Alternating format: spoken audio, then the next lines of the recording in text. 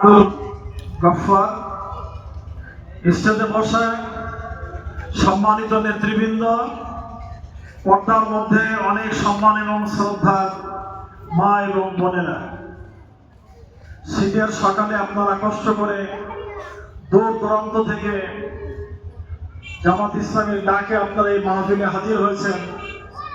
আমি আমার হৃদয় গভীর থেকে আপনাদেরকে অভিনন্দন জানাই, আপনাদেরকে শুকরিয়া জানাই, আপনাদেরকে মোবারকবাদ জানাই।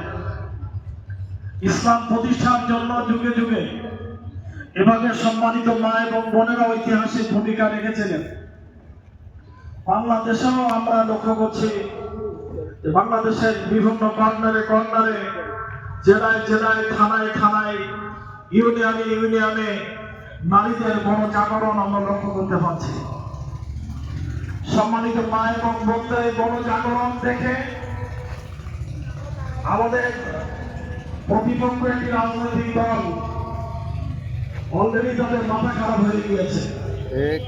মায়ের জাতি, বোনের জাতি, এই মা এবং বোনদের সম্মান এবং মর্যাদার দিকে লক্ষ্য না করে তারা অনেক জায়গায় মা এবং বোনদের সাথে